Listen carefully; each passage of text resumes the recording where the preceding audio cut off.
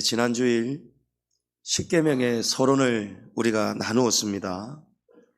십계명 서론에는 하나님이 이스라엘 백성들을 전적인 사랑으로 애굽에서 구원해 내시고 그 다음에 하나님께서 내가 너희의 영원한 보호자가 되어주겠다, 이 언약을 맺어주시면서 십계명을 우리에게 주셨습니다. 그것이 하나님이 우리에게 주신 요구였습니다. 그러나 이 요구가 우리가 아는 그런 요구가 아니었지요. 하나님께서 십계명을 우리에게 무거운 멍에로 지켜라고 주신 그런 무거운 율법이 아니고, 십계명은 하나님이 우리에게 주신 선물이라고 말씀드렸습니다. 우리가 하나님을 사랑할 수 있는, 그 은혜에 보답할 수 있는 방편으로 주신 것이 바로 십계명이었습니다. 구원의 조건이 아니었고 구원의 결과로 주신 하나님의 은혜의 선물이었습니다. 오늘 우리는 하나님을, 이 십계명을 순종하는 마음으로 십계명을 사랑해야겠습니다. 십계명을 지키되 우리가 억지로 힘들며 지키는 것이 아니고, 이 십계명을 우리가 감사하게 여기면서 사랑하며 지킴이 마땅합니다. 저와 여러분은 이스라엘 백성들보다도 훨씬 더 십계명을 더 사랑해야 됩니다.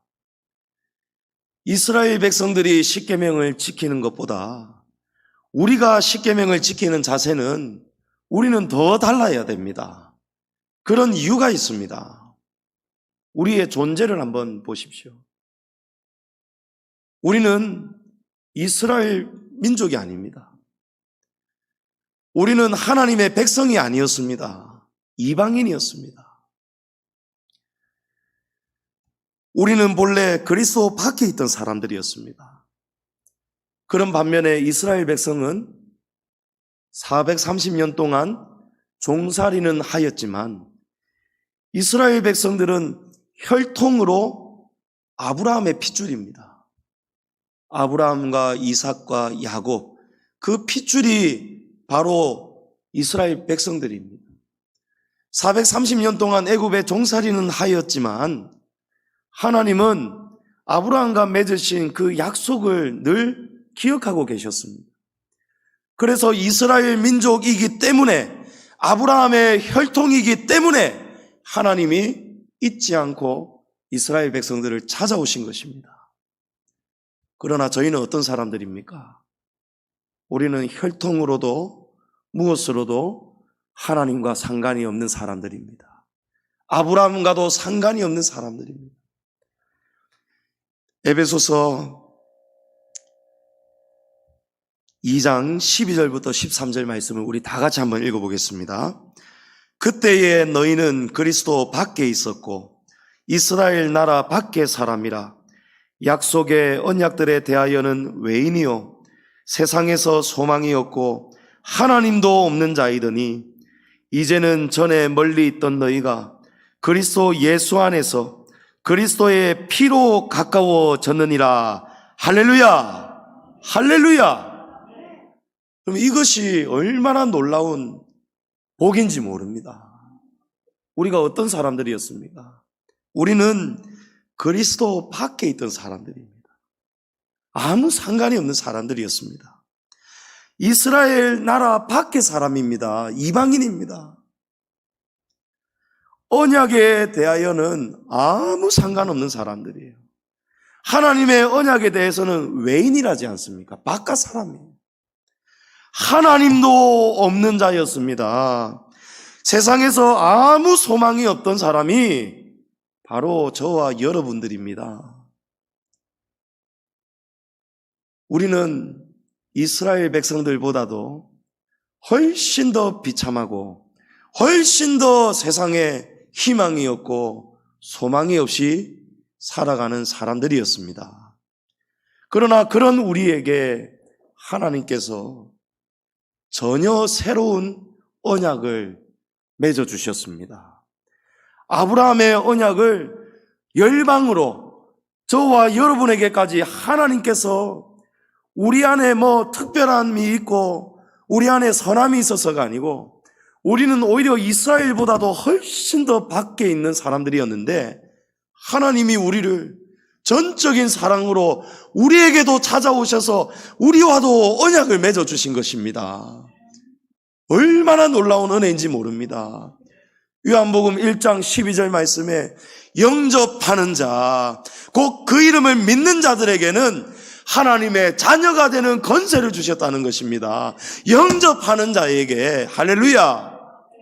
이는 혈통으로나 육정으로나 사람의 뜻으로 난 것이 아니라는 것입니다. 오직 하나님께로부터 난 자들이 저와 여러분입니다. 얼마나 은혜입니까? 혈통으로 육정으로는요, 우리는 은혜 안에 들어올 수가 없습니다. 우리는 그냥 살다가 이 땅에서 비참하게 살다가 그냥 지옥 가는 거예요. 그런데 하나님께서 이스라엘 백성들을 구원하시려고 모세를 보낸 것처럼 하나님은 우리도 이처럼 사랑해 주셔가지고 하나님이 누구를 보내주셨습니까? 예수 그리스도를 보내주셨습니다. 예수님이 구원자로 오시는 바람에 예수님의 그 십자가의 구원을 영접하는 자에게, 믿는 자에게 하나님의 자녀가 되는 언약을 동일하게 맺어주셨다는 것입니다. 그러니 똑같지 않습니까? 하나님이 구원하시고 언약을 주시고 십계명을 주신 방법이 똑같지 않습니까? 하나님께서 이스라엘 백성들을 구원하신 다음에 십계명을 주셨습니다. 그 십계명을 이스라엘은 사랑으로 지켜야 함이 마땅했습니다. 우리는 어떻습니까? 우리는 이스라엘보다도 더 많은 은혜를 받은 성도들입니다. 더 큰 감사를 해야 되는 성도들입니다. 그러므로 우리는 십계명을 더 사랑해야 되는 것입니다. 십계명을 더 감사하는 마음으로 하나님 앞에 우리가 감사하는 마음으로 이 십계명을 따라가야 됩니다. 무겁게 여기시면 안 된다는 것입니다. 하나님의 은혜로 저와 여러분이 아브라함의 후손이 되었습니다. 하나님의 은혜로 하나님의 자녀가 되었습니다. 십계명을 지킬 때에 사랑하시기를 축복합니다. 십계명을 지킬 때에 온 마음과 뜻과 힘을 다해서 지키시기를 축복합니다. 자, 십계명은 한마디로 요약을 하면 사랑입니다. 십계명이 사랑입니다. 하나님의 사랑이 바로 십계명입니다. 마태복음 22장에 예수님께서 이렇게 말씀하십니다. 내 마음을 다하고 목숨을 다하고 뜻을 다하여 주 너의 하나님을 사랑하라 하셨으니, 자, 사랑입니다. 사랑하라 하셨으니 이어서 이것이 크고 첫째 되는 계명이요 둘째도 그와 같으니 내 이웃을 내 자신같이 사랑하라 하셨으니 이 두 계명이 온 율법과 선지자의 강령이니라 하셨습니다. 십계명을 사랑하는 것, 우리가 마음을 다하고 뜻을 다하고 힘을 다해서 십계명을 지키는 것이 하나님을 사랑하는 것입니다. 그리고 예수님은 이 십계명을 따를 때에도 순서가 있다라는 것을 강조하셨습니다. 첫째는 뭐라고 했습니까? 첫째 되는 계명은 하나님 사랑입니다. 그리고 둘째도 그와 같으니, 둘째도 사랑입니다. 하지만 둘째는 하나님 사랑 다음에 있는 사랑입니다. 둘째 사랑은 이웃을 내 자신과 같이 사랑하라는 것입니다.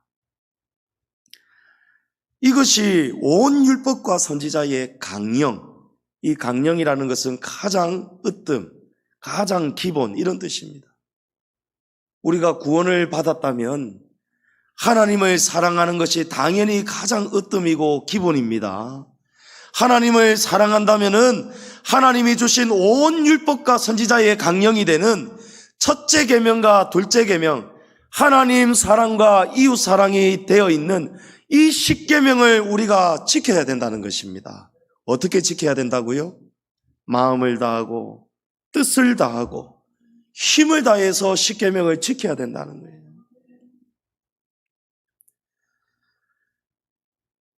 첫째가 하나님 사랑입니다. 첫째가 부모님 사랑, 부모님 공경, 이웃 사랑이 아니라는 거예요. 자, 우리나라는 전통적으로 오래전부터 유교적 영향을 많이 받아왔습니다. 유교에서 가장 강조하는 강령, 으뜸이 뭔지 아십니까? 효제 충신입니다. 그 뜻은 유교가 가르치기를 첫 번째가 부모님 공경입니다. 부모님께 효도입니다. 첫 번째가 부모님 사랑, 부모님 효도고 두 번째가 형제 우애입니다. 부모님 사랑 다음에 형제 사랑이에요. 그리고 세 번째가 임금에 대한 충성입니다. 이렇게 하면은 무사람들로부터 신의를 얻는다. 이것이 바로 유교가 가르치는 효제 충신입니다. 그런데 성경은 이것이 아니라고 말씀합니다. 그렇게 해서는 안 된다는 거예요. 효제 충신 이 순서가 아니라는 거예요. 가장 먼저가 무엇입니까?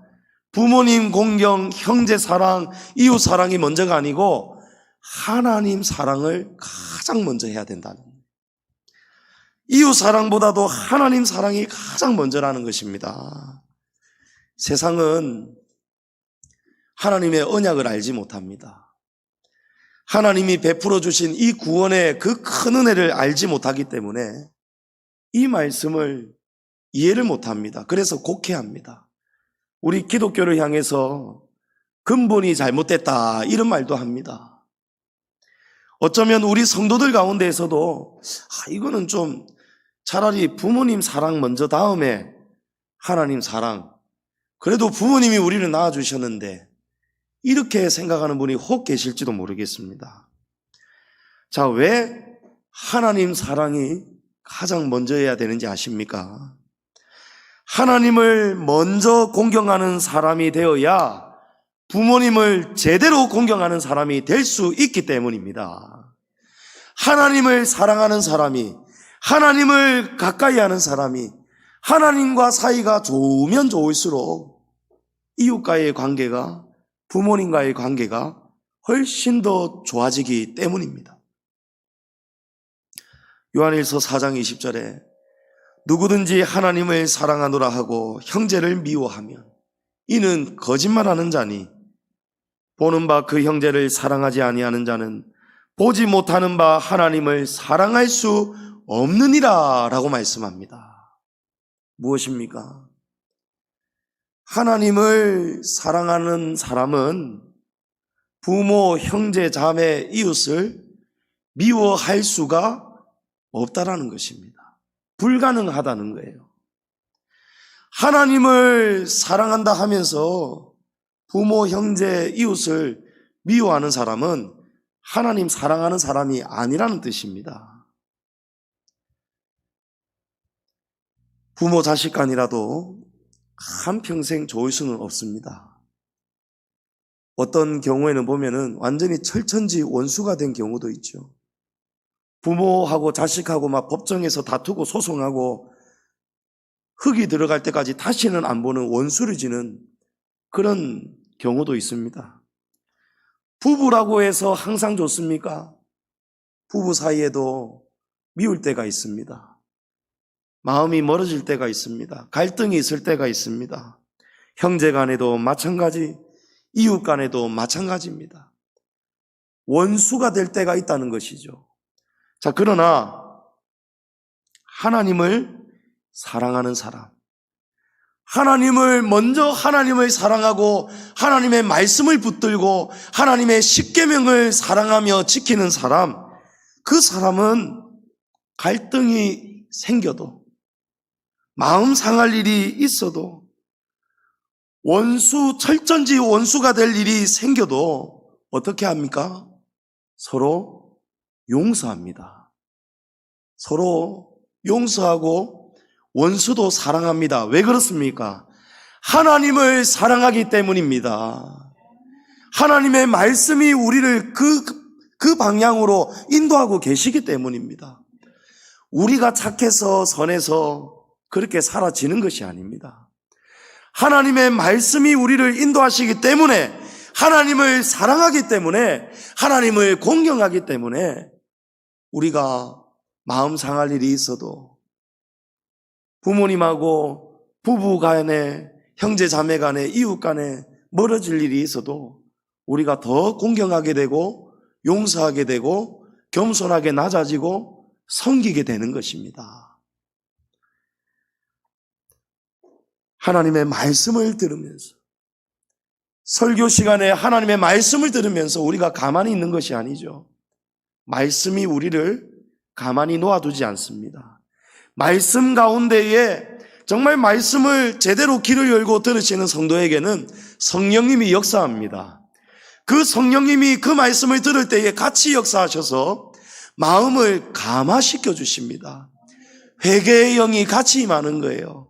그래서 성도가 하나님을 사랑해야 이웃을 사랑할 수가 있는 것입니다.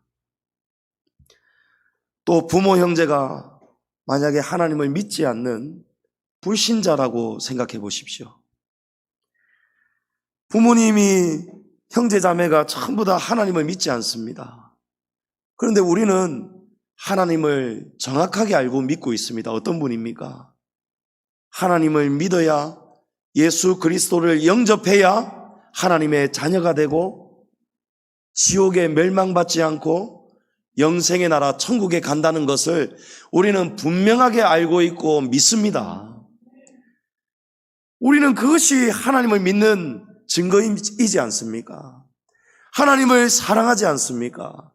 그런데 하나님을 사랑하는 사람이 믿지 않는 부모님과 형제들을 가만히 내버려 둘 수 있을까요? 그럴 수가 없습니다. 하나님을 사랑하기 때문에, 하나님을 정확하게 알고 믿기 때문에, 천국과 지옥을 알고 믿기 때문에 하나님을 사랑하는 사람은 어떻게 됩니까? 믿지 않는 부모와 형제를 그냥 잠시도 내버려 둘 수가 없습니다. 어떻게든지 복음을 전합니다. 어떻게든지 부모님과 형제들을 하나님을 믿을 수 있도록, 천국 복음을 받아들일 수 있도록 울면서 기도합니다. 금식하며 기도합니다. 제가 아는 어느 목사님은 부모님, 어머님 너무 평생의 가난 속에서 너무 고생하며 사셨기 때문에, 너무 착하게 또 사셨기 때문에 그런 어머니가 지옥 가는 것은 하나님이 있을 수가 없습니다 하면서 그렇게 울면서 기도하셨다는 거예요. 얼마나 울면서 기도했는지 눈이 뻘겋게 됐다는 거예요.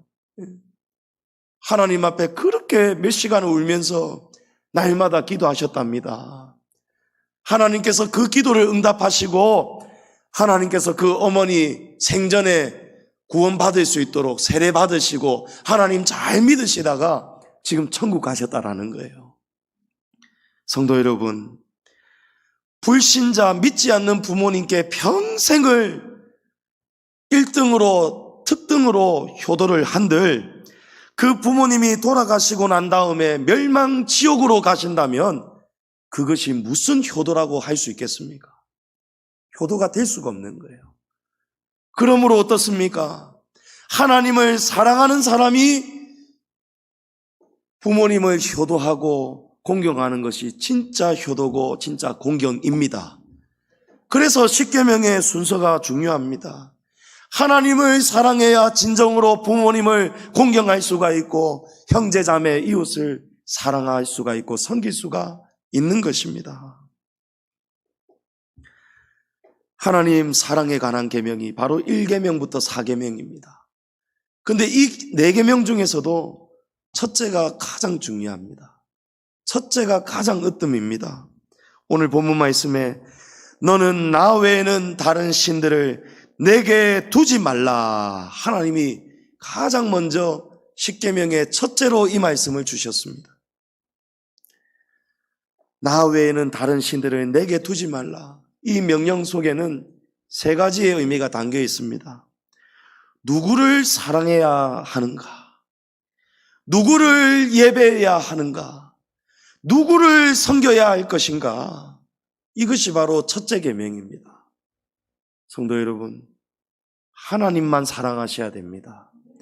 하나님만 예배하셔야 됩니다. 하나님만 섬기셔야 됩니다. 이것이 첫째 계명입니다.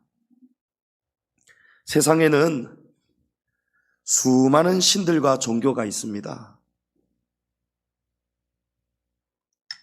이웃나라 일본에는 신이 몇 명인지 아십니까? 한 몇 명쯤 되겠습니까? 신이 수백만 명 있다는 거예요. 일본에는요. 한 사람이 한 신을 섬기는 게 아니고 어떤 사람은 10가지 신을 섬기고 어떤 사람은 수십 가지 신을 섬기고 이런 식으로 섬긴다는 거예요. 온갖 신을 다 섬긴다는 거예요. 우리 민족도 조상 때부터 대대로 전통으로 믿어오고 섬겨왔던 신들이 있고 종교들이 있습니다. 가장 흔하디 흔한 믿음이 조상 때부터 내려오던 신앙이 바로 토속신앙입니다. 미신이죠, 미신. 미신할 때 미자가 미혹하다 미자입니다. 이 미신은 뭐냐? 토속신앙은 뭐냐? 사람들이 아무도 신을 본 사람이었고 신을 경험한 사람이었고 알지도 못하는데도 누군가의 말과 경험을 들으면서 혹은 스스로 뭔가를 깨달으면서 스스로 무언가의 미혹을 당하면서 따라가는 그런 신앙이 바로 미신입니다. 새벽에 누가 정한 수를 떠놓고 달님에게 빌었을까요? 누군가가 먼저 이렇게 하면 되겠지, 이러하면 뭔가 소원이 이루어지겠지. 누군가가 알지도 못하면서 알지도 못하는 신에게 기도하기 시작한 것입니다. 이게 미신입니다. 새해에 해가 뜰 때에 첫 해가 중요하다. 처음 떠오르는 해를 보면서 햇님에게 소원을 빌면 이루어진다. 그래서 사람들이 새해가 되면은 해가 가장 먼저 뜨는 곳을 향해서 몇 시간을 정체를 그 고통을 당하면서도 해보겠다고 다 달려가지 않습니까? 토속신앙은 이런 근거 없고 알지도 못하는 그런 어느 신에게 신을 섬기는 믿음인데 토속신앙의 특징이 바로 귀신을 두려워합니다. 애군을 두려워합니다. 그래서 나쁜 애군의 영향에서 벗어나기 위해서 나쁜 길을 미리 알고 피해가기 위해서 어떻게 하죠? 개업을 할 때에도 자녀가 결혼을 할 때에도 사주를 봅니다. 궁합을 봅니다. 중대사를 치를 때마다 점집에 찾아가고 무당을 찾아갑니다. 이사를 할 때에도 귀신 없는 날, 손이 없는 날을 골라서 비싼 돈을 주고 이사를 다니지 않습니까? 자신이 귀신을 직접 상대할 수 없기 때문입니다. 자신이 귀신을 직접 상대할 수 없으니까 소위 말하는 신내림을 받은 무당을 찾아가는 것이죠. 그래서 무당에게 가서 묻지 않습니까? 사주를 묻고 운명을 묻고 개업을 언제 할까요? 무슨 업종을 할까요? 이름을 어떻게 지을까요? 결혼을 시킬까요? 말까요? 궁합이 잘 맞을까요? 저의 사주는 어떻습니까? 전부 다 어디 가서 묻습니까? 무당에게 가서 묻는 거예요. 무당은 어떤 사람입니까? 귀신의 영을 받은 사람입니다. 귀신을 섬기는 사람입니다. 귀신의 지배를 받는 사람이 무당입니다. 그런 무당에게 찾아가서 묻는 사람은 어떤 사람들입니까? 똑같이 귀신을 섬기는 사람들이에요. 똑같이 귀신의 지배를 받는 사람들입니다. 제가 어제 뉴스를 보니까요, 바로 어제 뉴스입니다. 사건은 이미 오래전에 났는데 어제 뉴스에 보도가 되었어요. 수원에 사는 40대의 딸 3명이서 무속인의 지시를 받고는 69살 된 어머니를 쇠로 된 절구 공이를 가지고 머리를 구타를 하고 온몸을 때려가지고 자기를 낳아준 친어머니를 딸 셋이 어머니를 죽여버렸어요. 내용을 보니까 무속인이 딸 셋한테 너희가 참 아깝다는 거예요. 너희 너무 좋은 배우자를 만날 팔자인데 지금 보니까 너희 어머니가 기가 세가지고 딸 3명의 악기를 지금 다 맡고 있다는 거예요. 어머니의 기에 지금 다 눌려 있다는 거예요. 그래서 너희 어머니를 응징해야 된다. 어머니를 응징해야 너희가 살 길이 열린다. 아주 좋은 배우자를 만난다라고 한 거예요. 이 세 자매는 그냥 한두 번 이 무당에게 찾아간 자매들이 아니에요. 이 무당을 마치 신처럼 섬기는, 자주 찾아가고 어머님보다도 더 맹신하는 그런 관계예요. 그러니까 이 무당이 이렇게 지시하니까 제정신이 아닌 거죠. 무당을 자꾸 가까이 하다가 보니까 어떻게 됐습니까? 그 무당 안에 있는 귀신의 영이 이 세 자매들 마음속에 다 들어가 버리는 거예요. 영적인 것이 얼마나 민감하고 조심해야 되는지 모릅니다. 귀신 들린 사람 함부로 가까이 하면 안 됩니다. 무당집, 점집 함부로 근처에 얼씬도 하면 안 됩니다. 영혼이 약한 분들은 공격을 받습니다. 아주 중요합니다. 어머니를 죽여버렸단 말이에요. 응? 세 딸 중에 한 사람이 카페를 운영하고 있었는데 이 어머니가 딸 도와준다고 카페에 와가지고 카페 일 도와주고 계셨는데 그런 어머니를 딸 셋이 엄마 잠시 봅시다 이러면서 뒤에 끌고 가가지고 이 절구 찍는 쇠로 된 절구 공이를 가지고 세상에 그 낳아주고 길러주신 어머니를 머리를 둔기로 내리치면서 죽여버렸다는 거예요. 열왕기하 21장 6절에 점치며 사수를 행하며 신접한 자와 박수를 신임하는 사람은 하나님 보시기에 악이 된다라고 했습니다. 하나님이 진노하신다라고 했습니다. 우리 성도들은 재미로라도 한 번이라도 점을 보거나 사주 운세 절대 보면 안 됩니다. 스포츠 신문이나 이런 데 재미삼아 운을 본다, 양띠, 닭띠, 소띠 운이 어떻는지 한번 보자, 절대 그러시면 안 되는 거예요. 하나님은 너는 나 외에 다른 신들을 내게 두지 말라고 하셨습니다. 세상이 만들어내는 그런 미신들, 토속신앙들 절대 여러분 따라가시면 안 됩니다. 누가 좋다 한다 할지라도 그런 사람들이 있다 하더라고요. 장로인데도, 권사인데도, 집사인데도, 심지어 목회자고 선교사인데도 점집에 가서 무당한테 물어보는 사람이 있다 하더라고요. 여러분, 천벌을 받습니다. 저주를 받습니다. 하나님이 진노하십니다. 만약에 그런 경험이 있다면 하나님 앞에 정말 회개하셔야 되는 거예요. 가는 순간 우리 안에 악한 영이 들어오는 것과 똑같습니다. 내가 하나님을 섬기는 것이 아니고 내가 귀신을 섬기겠습니다 하는 것과 똑같습니다. 여러분, 경계하셔야 됩니다. 우리의 운명은 물어본다고 해서 알아지는 게 아닙니다. 바뀌어지는 게 아니에요. 이스라엘을 보십시오. 430년 동안 종살이 하던 운명을 누가 바꾸어 주십니까? 누가 한날에 바꾸어 주십니까? 유일하신 하나님 여호와십니다. 우리는 어떤 운명이었습니까? 우리는 혈통도 아니었습니다. 언약에 대해서는 외인이었습니다. 이스라엘 밖에 있었습니다. 하나님도 없는 운명이 저와 여러분이었습니다.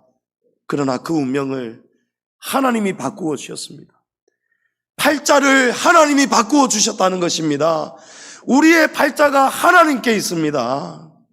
사람이 마음으로 자기의 길을 계획할지라도 그 길을 인도하시는 이는 여호와 하나님이시니라. 할렐루야. 여러분, 하나님을 의지하세요. 유일하신 하나님을 여러분이 유일한 소망으로 삼으시기를 축복합니다. 또 우리 민족이 가장 보편적으로 믿는 종교가 있습니다. 불교입니다. 불교. 사실 불교는 종교라고 하기에는 이거는 어폐가 있습니다. 무리가 있습니다. 왜냐하면 불교에는 신이 없기 때문입니다. 신이 없기 때문입니다. 저는 불교를 공부해 본 적도 없고 알지 못하지만 경험이 있으신 분들은 제 말이 맞지요? 불교는 신이 없지요? 신이 없습니다. 부처님을 섬기는데 그 부처님은 그 신이 아니에요. 불타라는 부처는 스스로 고행 중에 진리를 깨달았습니다. 그 깨달은 진리를 참선이라고 여기면서 그 참선을 가르치고 설파했던 성인이 바로 불타입니다. 그러나 불교에서도 가르치는 구원관이 있습니다. 구원관이 있어요. 불교에서는 자기 스스로가 구원에 이를 수 있다라고 가르칩니다. 바로 해탈입니다. 해탈. 해탈의 뜻이 불안, 탐욕, 분노, 걱정, 염려, 근심, 생로병사 이런 것들 때문에 사람이 속박을 당합니다. 근심하게 되는 것이죠. 번뇌하게 되는 것입니다. 밤에 잠도 못 자고 괴롭습니다. 인생이 한숨이 나옵니다. 마치 감옥에 갇혀 있는 것처럼 속박을 당하는 거예요. 그럴 때에 이 번뇌하는 생각으로부터 해방하는 것이 바로 불교에서 가르치는 구원입니다. 해탈입니다. 해탈. 그러나 이 구원은 신으로부터 주어지는 구원이 아닙니다. 신이 주시는 구원이 아니고 스스로 자기의 번뇌에서 자기의 생각을 바꾸면서 빠져나오는 해탈입니다. 해탈. 유명한 스님 가운데 법륜이라는 스님이 계시죠. 제가 몇 해 전에 방송에서 법륜 스님이 신도들을 모아두고 증문, 즉설하는 것을 방송에서 우연히 보게 되었습니다. 어떤 한 여성이 물었습니다. 스님, 얼마 전에 우리 어머니께서 돌아가셨는데 우리 어머니가 지금 극락에 잘 가셨는지 너무 궁금합니다. 그리고 극락이 정말 있는지 궁금합니다. 우리 어머니는 너무 평생 가난하고 너무 고생하셨습니다. 그런데 그 가난 속에서도 우리를 너무 사랑해 주시고 한평생 법 없이 사실 만큼 너무 착하게 사셨습니다. 우리 어머니가 극락에 잘 가셨는지 정말 극락이 있는지 궁금합니다 라고 질문을 했습니다. 그 질문을 듣고 법륜 스님이 이제 말씀하는 것이죠. 어머니가 지옥에 계시다면 마음이 어떻습니까? 라고 물었어요. 그러니까 이분이 표정이 확 달라지면 안 됩니다. 우리 어머니 지옥에 가서 평생 고통당하셨는데 죽어서도 지금 지옥에 가서 고통당하시다면 안 됩니다. 아마 울려고 해요. 울려고. 그러면 어머니가 극락에 잘 가 계시다라고 생각하면 어떻습니까? 아이고 너무 감사하죠. 제 소원이 더 이상 소원이 없습니다. 이렇게 말을 하는 거예요. 그리고 또 이어서 스님이 묻는 거예요. 어머니가 극락에 잘 가셨는지 아는 사람이 있습니까? 본 사람이 있습니까? 아니요. 아니요. 대답을 합니다. 법륜 스님도 대답을 합니다. 사실 나도 모릅니다 라는 거예요. 나도 못 봤기 때문에 나도 모른다는 거예요. 그런데 왜 아무도 모르고 있는 사실 때문에 아무도 본 적이 없는 그런 일 때문에 그런 일을 가지고 왜 번뇌하느냐는 거예요. 왜 근심 걱정 달고 사느냐는 거예요. 어머니 극락에 가셨다라고 사는 것이 행복할까요? 어머니 극락에 못 가고 지옥에 가셨다라고 사는 게 행복할까요? 극락에 가신 거요. 알고 계시네요, 이러는 거예요. 어머니 극락에 가셨다라고 생각하고 사십시오. 믿는 자에게 복이 있나니라는 거예요. 그거 우리 건데, 예? 믿는 자에게 복이 있다는 거예요. 그러고 나니까 믿는 자에게 복이 있다라고 하니까요, 나머지 사람들이 이야 구원이로다 하면서 박수를 다 치는 거예요. 여러분, 이게 해탈이라는 거예요. 더 유명한 성철 스님, 벌써 오래전에 작고하셨는데 1993년 11월 5일자 조선일보, 동아일보, 경향신문, 중앙일보에 성철 스님이 죽기 전에 남긴 유언이 기사에 실렸습니다. 제가 한번 읽어드리겠습니다.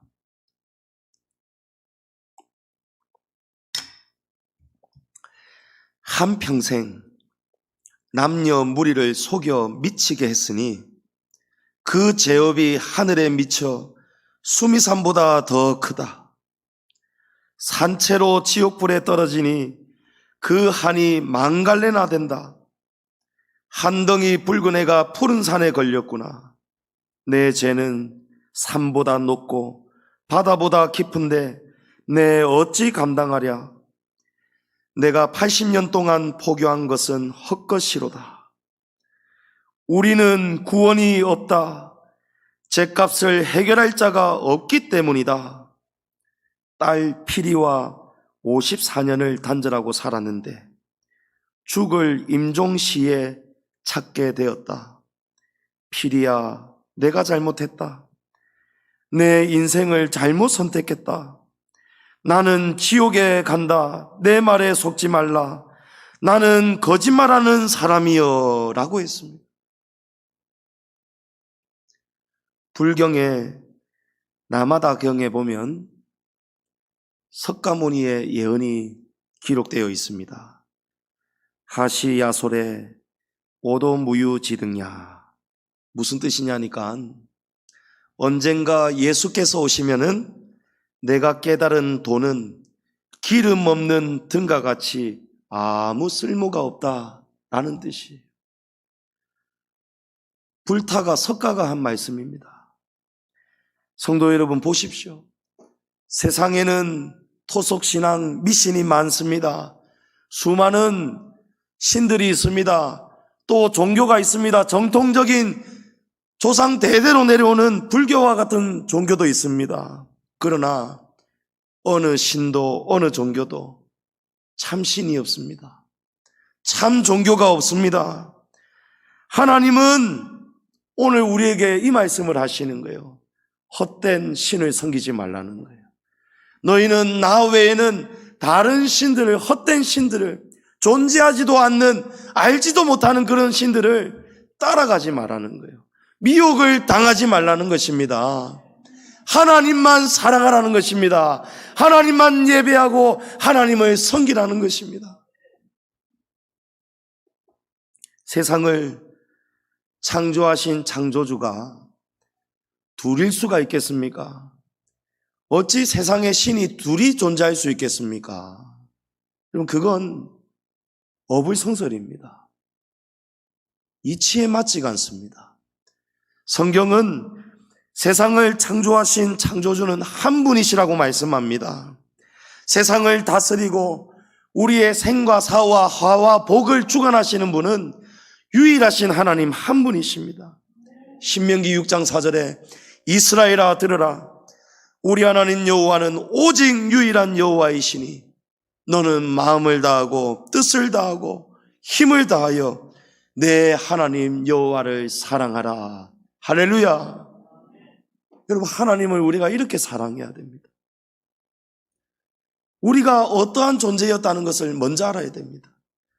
하나님이 우리가 그런 존재에 있었는데 그런 우리를 하나님이 전적으로 우리를 건져주셨다는 것을 아셔야 됩니다. 우리는 이스라엘 백성들보다도 훨씬 더 비참한 존재, 오히려 이스라엘 밖에 있었고 언약의 외인이었고 하나님도 없던 우리였는데 하나님이 그 유일하신 하나님, 진짜 하나님, 그 하나님이 우리를 지금 백성으로 불러주셨다는 거예요. 우리를 자녀로 삼아주셨다는 거예요. 여러분, 얼마나 큰 복입니까? 우리는 이미 복 받은 사람들입니다. 엄청난 복을 받은 사람들입니다. 무슨 복이 더 필요하다는 것입니까? 무엇을 우리가 더 바란다는 것입니까? 여러분, 하나님 마음을 다해야 됩니다. 뜻을 다하고 온 힘을 다해서, 목숨을 다해서 하나님을 사랑하시고 목숨을 다해서 하나님을 예배하셔야 됩니다. 하나님만 섬기셔야 됩니다.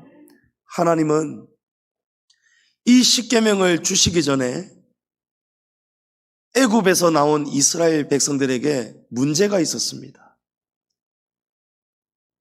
이스라엘 백성들이 애굽에서 430년 동안 조상들 대대로 사는 동안에 애굽 사람들이 섬기는 온갖 잡신을 다 섬기고 있었던 거예요. 그 영향을 다 받고 있었습니다. 하나님이 십계명을 주시면서 왜 가장 먼저 너는 나 외에는 다른 신들을 섬기지 말라고 한지 아십니까? 하나님께서 이스라엘 백성들을 애굽에서 건져내실 때에 세상이 섬기고 말하는 모든 신들이 헛되고 헛된 가짜 신이라는 것을 하나님이 10가지 재앙 속에서 다 보여주셨기 때문입니다.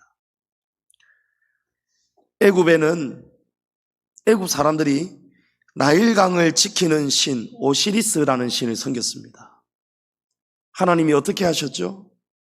나일강물이 저주를 받아서 피로 물들게 하셨습니다.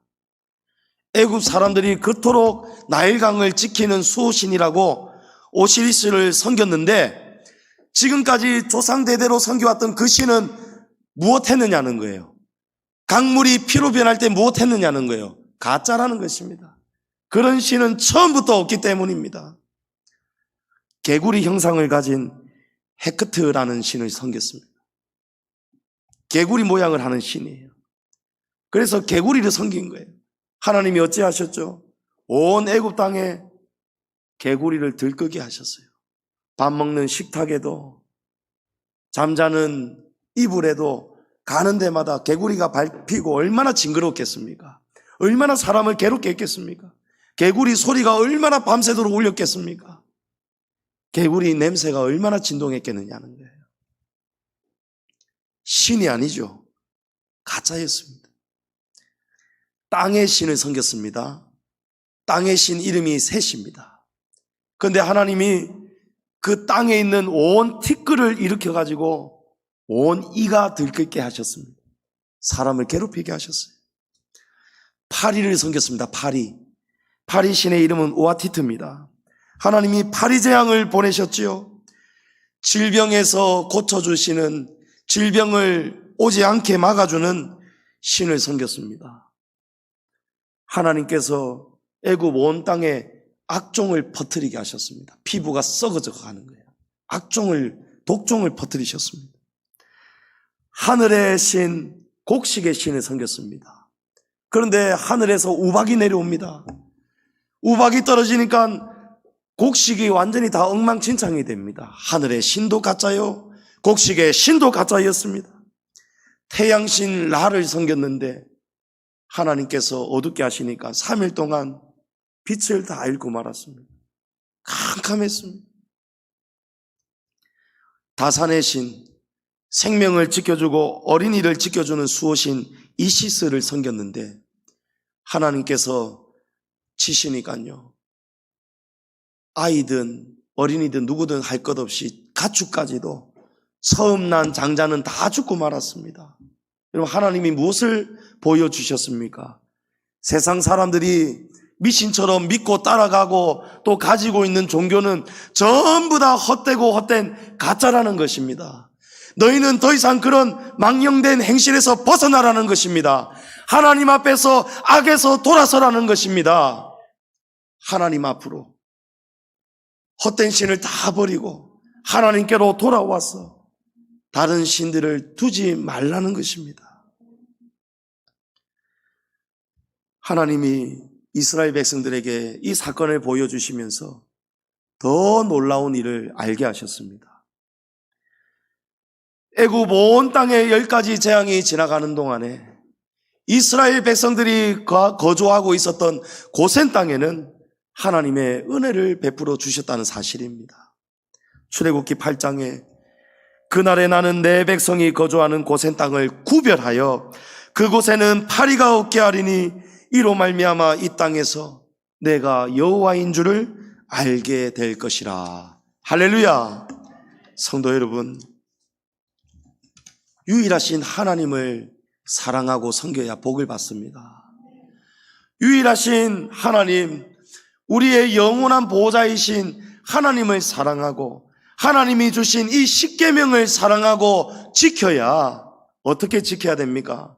마음을 다하고 뜻을 다하고 온 힘과 목숨을 다하면서 하나님을 사랑하고 하나님을 예배하고 하나님만을 섬기면서 주님이 주신 이 말씀의 율법 십계명을 따라갈 때에 하나님께서 고센 땅에 부어주신 은혜, 구별된 은혜를 저와 여러분에게 부어주실 것입니다. 하나님이 건져주시는 거예요. 세상 사람들은 왜 이토록 수많은 잡신들을 쫓아가고 수많은 종교와 우상을 따라갈까요? 왜 그런지 아십니까? 그 길이 좋기 때문입니다. 그 길이 넓고 편하기 때문입니다. 성경은 우리에게 그런 길을 가서는 안 된다라고 말씀합니다. 마태복음 7장에 좁은 문으로 들어가라. 멸망으로 인도하는 문은 크고 그 길이 넓어 그리로 들어가는 자가 많고 생명으로 인도하는 문은 좁고 길이 협착하여 찾는 자가 적다라고 말씀합니다. 무슨 말씀이죠? 우리가 하나님을 마음을 다하고 뜻을 다하고 힘을 다해서 사랑하고 예배하고 섬기는 것이 좁은 문, 좁은 길이라는 뜻입니다. 쉽지가 않다는 거예요. 오늘 이 시대를 보십시오. 여러분, 쉽지가 않습니다. 세계로교회 강서구에 있는 우리 고신교단 뉴스 보셔서 아실 겁니다. 폐쇄 명령을 받았는데도 그 목사님과 성도들이 이 추운 날씨, 오늘 얼마나 춥습니까? 예배당에는 아무도 못 들어가요. 지방단체에서 쇠사슬로 아예 봉쇄를 해놨습니다. 아무도 못 들어갑니다. 들어갔다 하면은 이제 구속당합니다. 일이 더 커지는 거예요. 그래도 이 예배를 포기하지 않습니다. 세계로 교회와 목사님과 성도들이 그래도 이 예배를 포기하지 않는다는 거예요. 이 강추위 속에서 지금 밖에서 벌벌 떨면서 야외에서 지금 예배를 드리고 있습니다. 그런데 그것마저도 안 된다라고 강하게 엄벌을 가하겠다고 또 시 자체가 지금 또 출동을 했다라고 합니다. 지금 어떤 지금 상황을 당하고 있는지 모릅니다. 그러나 하나님께서 구별하여 주실 줄을 믿습니다. 하나님께서 그 교회와 목사님과 성도들을 하나님이 지켜주실 줄을 믿습니다. 우리가 이렇게 살아야 됩니다. 내 방법대로 살면 안 됩니다. 내가 편한 길을 걸어가면 안 됩니다. 하나님의 말씀이 가르쳐 주시는 대로 딱 그대로 따라가야 됩니다. 이렇게 신앙생활해도 되지 않을까? 여러분, 안 됩니다. 하나님 방법대로 신앙생활 하셔야 됩니다. 우리가 왜 이 어려운 때에도 우리가 1부와 2부로 나누면서까지 방역수칙을 최대한 지키면서까지 이렇게 모이는지 아십니까? 하나님이 살아계시기 때문입니다. 하나님이 지금 이 예배를 기뻐 영광 받으시기 때문입니다. 우리가 하나님께 구원을 받았기 때문입니다. 구원을 받은 성도들이 하나님 앞에 마음과 뜻과 힘을 다해서 하나님을 사랑하고 섬기고 예배하는 것이 마땅하기 때문입니다.